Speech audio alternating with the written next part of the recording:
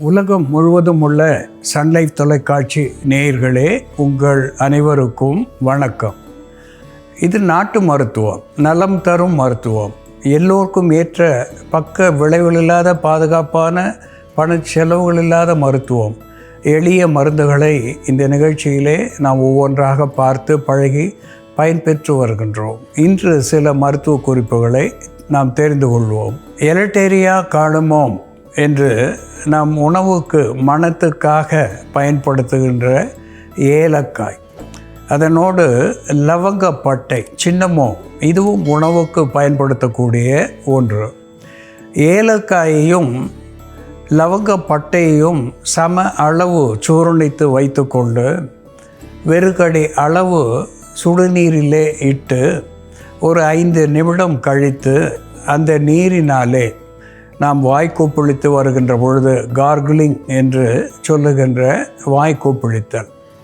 இப்படி இந்த ஏலம் லவங்கப்பட்டை சூரணம் வாய்க்கொப்பளிக்கின்ற பொழுது வாயிலே இருக்கின்ற பாக்டீரியாஸ் என்கின்ற நுண்கிருமிகளை வெளித்தள்ளக்கூடியதாக விளங்குகிறது. பற்களுக்கும் ஈறுகளுக்கும் இடையே இருக்கின்ற பல்வேறு கிருமிகளை வெளித்தள்ளி பல்லினுடைய ஆரோக்கியத்தை நிலைநிறுத்தக்கூடியதாக விளங்குகிறது.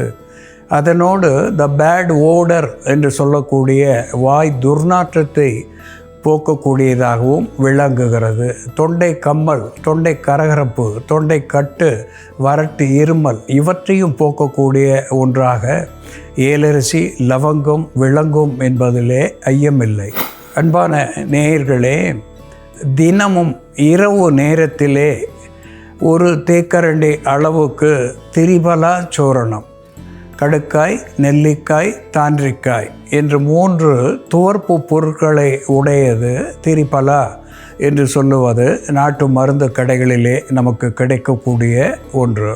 திரிபலா சூரணத்தை நாம் நீரோடோ அல்லது தேனோடோ கலந்து இரவு நேரத்திலே படுக்க புகுமுன் பருகி வருகின்ற பொழுது நாளடைவிலே உள் உறுப்புகளிலே இருக்கின்ற அழுக்குகளை வெளித்தள்ளக்கூடியதாக விளங்கும். குறிப்பாக ஒரு டயூரிட்டிக் என்கின்ற வகையிலே சிறுநீரை வெளித்தள்ளக்கூடியதாக விளங்கும்.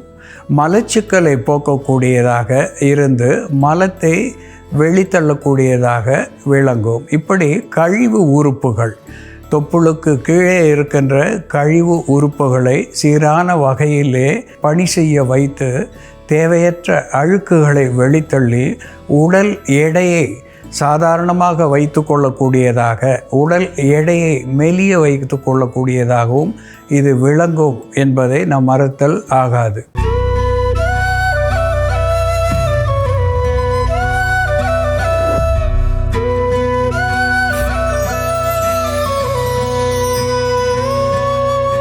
அன்பான நேயர்களே, பிம்பினெல்லா அனீசம் என்று தாவர பெயராலே சொல்லப்பெறுவது ஃபென்னல் என்று ஆங்கில பெயரை பெற்றிருப்பது, இது பெருஞ்சீரகம் என்று தமிழ் பெயரை பெற்றிருக்கிறது.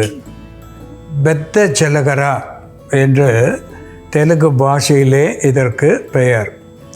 இது சீரகத்தை போல அற்புதமான மருத்துவ குணங்களை பெற்று அகத்தை சீர்படுத்துகின்ற ஒன்றாக இதுவும் விளங்குகிறது. ஒரு கார்பனேட்டிவ் என்கின்ற வகையிலே அகட்டு வாயு அகற்றியாக இது திகழ்கிறது.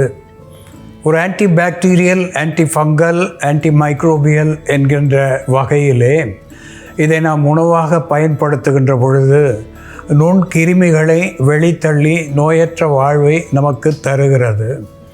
ஒரு டயூரிட்டிக் என்கின்ற வகையிலே இது சிறுநீர் பெருக்கியாக இருந்து உடலிலே தேங்கி இருக்கின்ற நீரை வெளித்தள்ளக்கூடியதாக விளங்குகிறது. குருதி ஓட்டத்தை சீர் செய்து, குறிப்பாக இரத்த நாளங்களை இது நல்ல ஆரோக்கியத்தோடு வைத்திருந்து கண் பார்வைக்கு கூர்மை தரக்கூடியதாக விளங்குகிறது. இந்த மெமரி என்று சொல்லக்கூடிய ஞாபக சக்தியை அதிகப்படுத்தக்கூடிய ஒன்றாகவும் இந்த பெரும் சீரகம் விளங்குகிறது. ஒரு ஆன்டி ஆக்சிடென்ட் என்கின்ற வகையிலே புற்று வாராமல் தடுக்கக்கூடிய ஒன்றாக இந்த பெரும் சீரகம் விளங்குகிறது. அதனோடு இந்த பெரும் சீரகத்தை சர்க்கரை பாகிலே ஊற வைத்து அதை உண்பது வழக்கம். நாம் ஒரு உணவுச்சாலைக்கு சென்று வருகின்ற பொழுது அங்கே வெளியே வருகின்ற நிலையிலே இந்த சோம்பை சர்க்கரையோடு பாகிலே வைத்து அங்கே வைத்திருப்பார்கள். அதை வாயிலிட்டு மெல்லுவதனாலே இந்த பேட் ஓடர் என்று சொல்லுகின்ற உணவினாலே ஏற்பட்ட வாய் துர்நாற்றம், வாயை பற்றிய கிருமிகள் அத்துணையும் போக்கக்கூடியதாக இந்த பெரும் சீரகம் என்னும் சோம்பு விளங்குகிறது. இந்த சோம்பு எப்படி மருந்தாகிறது என்று நாம் செயல்முறையிலே பார்ப்போம், வாருங்கள். நேயர்களே, நாம் இன்னைக்கு சோம்பு மற்றும் மாதுளையை பயன்படுத்தி பெண்களுக்கு மாதவிடாய் காலத்தில் ஏற்படக்கூடிய அடிவயிற்று வலி, வெள்ளைப்படுதலின் போது ஏற்படக்கூடிய வயிற்று இறுக்கம் இவற்றை சரி செய்யக்கூடிய ஒரு மருந்து, அதே போல் அஜீரணம் மற்றும் கழிச்சலின் போது ஏற்படக்கூடிய வயிற்று வலி, உடல் சூடினால் ஏற்படக்கூடிய வயிற்று வலியை சரி செய்யக்கூடிய ஒரு மருந்து எப்படி தயார் பண்ணுறதுன்னு பார்க்கலாம். இதற்கு தேவையான பொருட்கள்: பெருஞ்சீரகம், மாதுளம்பழம், கற்கண்டு, தேன். பெருஞ்சீரகத்தை லேசாக வறுத்து இங்கே பொடி பண்ணி வச்சுருக்கோம். இந்த பெருஞ்சீரக பொடி ஒரு அரை தேக்கரண்டி அளவு எடுத்துக்கலாம். அதே அளவு கற்கண்டு பொடியும் சேர்த்துக்கலாம். 2 கைப்பிடி அளவு மாதுளம்பழம் சேர்த்துக்கலாம். இதோட நீர் விட்டு அரைச்சிடணும்.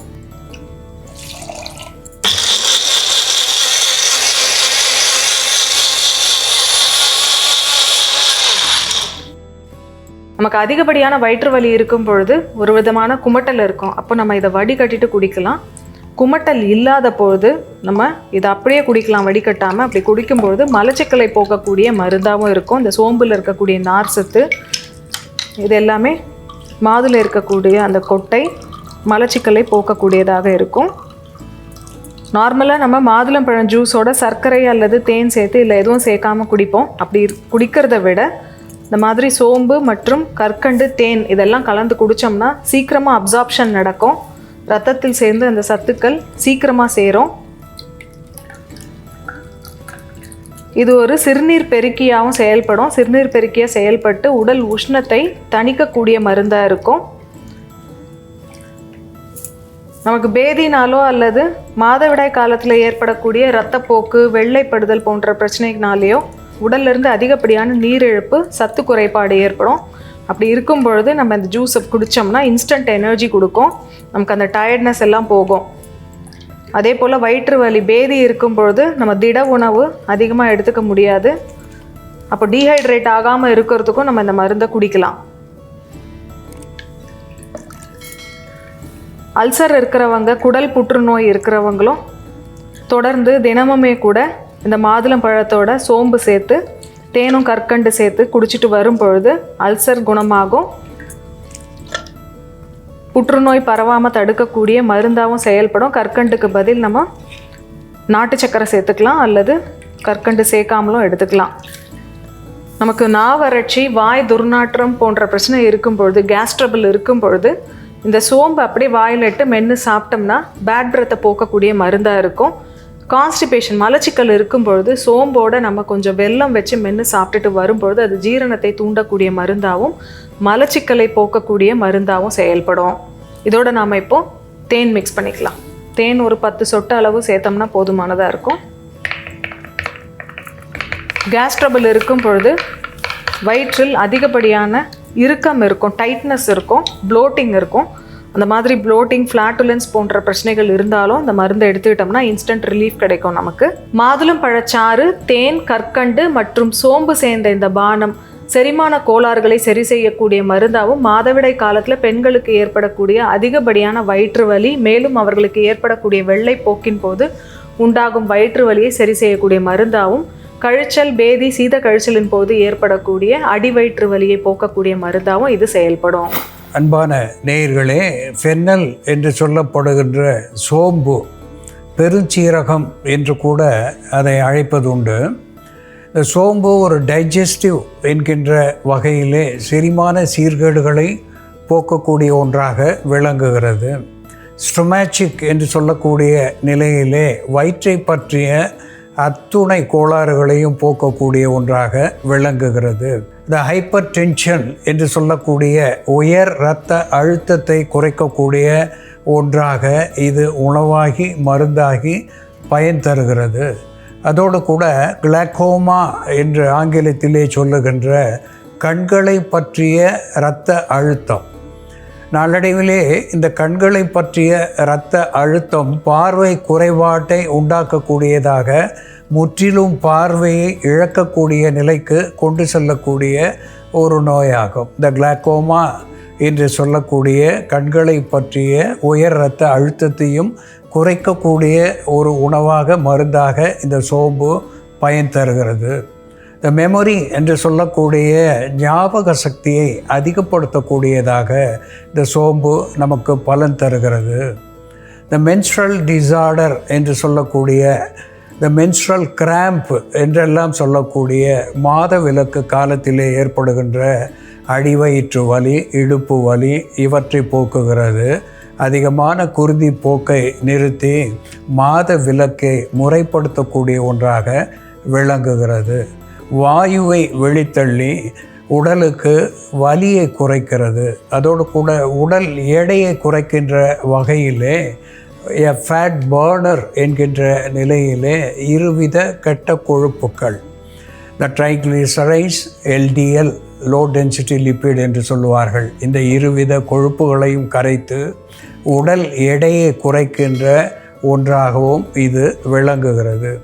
ஆரோக்கியத்தை நிலைநிறுத்தக்கூடிய இந்த சோம்போடு மாதுளை, பொமன்கிரனேட் நாம் சேர்க்கின்றோம். இந்த மாதுளையிலே துவர்ப்பு பொருட்கள், அதனுடைய தோலிலே உட்புற பகுதியிலேயும் சரி புறப்பகுதியிலேயும் சரி தோல் துவர்ப்பு சுவை உடையது, அஸ்ட்ரிஞ்சன்ட் என்று சொல்லக்கூடிய வகையிலே வற்றச் செய்யும் தன்மை உடையது என்பதனாலே இது ஏதேனும் ஒழுக்கு, வெள்ளை ஒழுக்காக இருந்தாலும் சரி, குருதி ஒழுக்காக இருந்தாலும் சரி, பேதி என்கின்ற நிலையிலேயும் சரி, இது ஒரு அற்புதமான மருந்தாகி அந்த ஒழுக்கை நிறுத்தக்கூடியதாக விளங்குகிறது.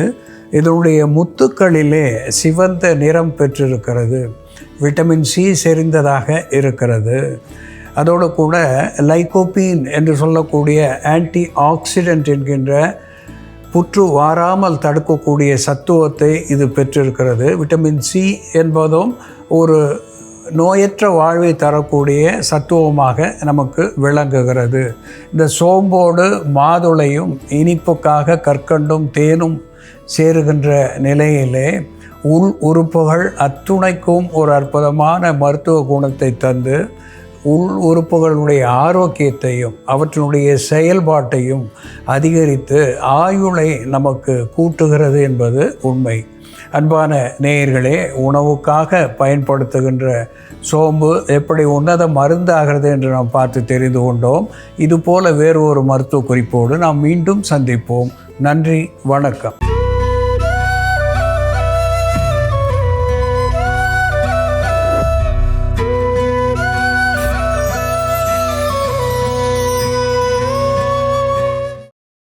இன்னும் பல வீடியோக்களை காண சன் லைஃப் சேனலை சப்ஸ்கிரைப் பண்ணுங்க.